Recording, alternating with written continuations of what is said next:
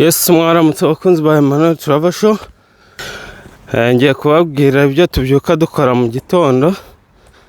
Iyo ubyutse ugomba kubyuka ujya mu kazi. Tubizi isaha ndimo ndajya mu kazi. Masaha y'igitondo. Kuba ufite imodoka cyangwa ufite perime ntabwo bivuze ngo uzajya ukora iki, uzajya uhora utwara imodoka ujya ku kazi buri munsi.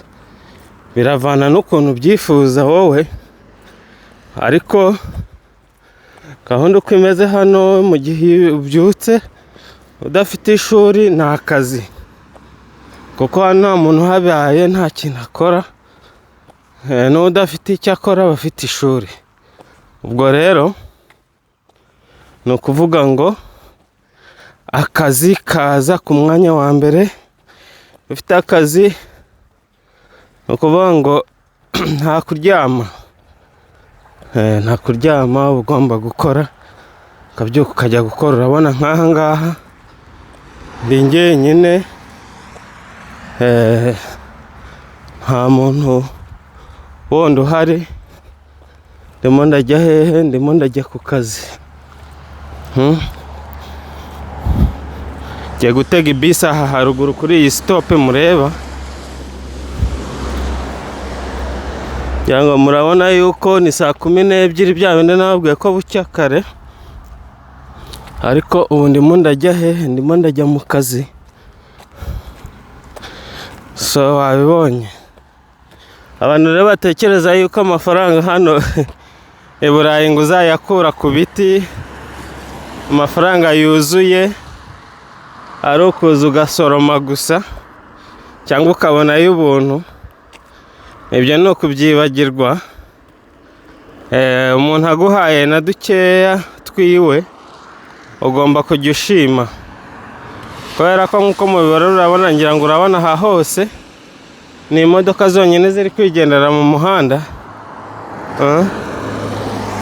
Ngiye gutegereza ibisi yanjye iza saa 12 n'iminota 23 za hano muri Norvège kuri iyi stop.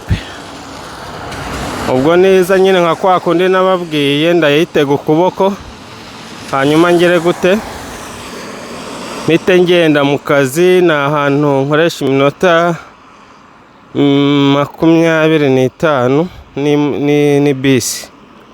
Ni ukuvuga ngo ku modoka ni nk'iminota nka 15, 17 aho, cyangwa 20 bitewe na traffic mu muhanda. So iyo ufite akanya rero kugira ngo ugorore n'amaguru utega bisi, kuko buri kugenda n'imodoka. Turishyura mu mihanda icyo bita bumpengeri, turishyura, imodoka zose zirishyura. Uri kuciye mu mihanda ugomba kwishyura. Bisi rero iraje, ngiye kubereka uburyo nyifata n'ukuntu, ngiye kubereka uburyo nyifata. Rero ngiye kuyinjiramo nk'uko mubireba, dukomezanye. Sawa, aha nyirimo. Iyo hageze hita wicara,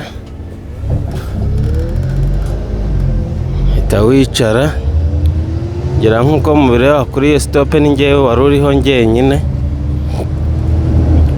Hanyuma ugakomeza urugendo rwanyu. Abantu rero batekereza yuko amafaranga inaha tuyabona bitatugoye, ni ukwibeshya cyane, kubera ko amafaranga hano biragoye kuyabona. Amafaranga biragora kuyabona, ntabwo ari ibintu ubyuka mu gitondo ngo ubone amafaranga y'ubusa. Nimba ujya ubona n'ubufasha bwa leta, uba ugomba kujya ku ishuri kwiga ururimi, kugira ngo uzabone ukuntu ujya mu kazi. Kwanza mbonera no kubabwira yuko hano muri iki gihugu cya Norvège ukihagera inshuro nyinshi waba uzanywe na kampani, keretse wenda uje gukora ari kampani yagutumyeho, ariko yaba ari famiye yawe yagutumyeho cyangwa se waraje uje gushaka umugabo cyangwa umugore, kuko n'abagabo bajya babashaka, hari abagore nyine babatumaho. Ni ngombwa yuko uza ugatangira ukiga ururimi, kuko ntiwazapfa kubona akazi n'ahangaha utagize gute, utazi ururimi. Ubwo rero ku bijyanye n'inahangaha ni mu gihe cyo mu gitondo, ntago ugomba kwiryamira gusa. Ufite akazi ugomba kujya kugakorera igihe, nta byo gukerererwa bibaho. Ese nubwo wakerererwa, urakerererwa ukavuga uti nakerererwa ugahamagara, ariko ntabwo wabikora buri munsi ngo ukerererwe buri gihe. Rero nagiraga ngo mbereke rutine ya mu gitondo inaha muri Norvège y'ukuntu biba bimeze. Nimba uje uzitegure, cyangwa ari umuntu uhafite umenye yuko ariyo gahunda abantu bose babamo. Uva mu rugo ujya mu kazi cyangwa ujya ku ishuri, ukavayo uza ugaruka mu rugo, gutyo.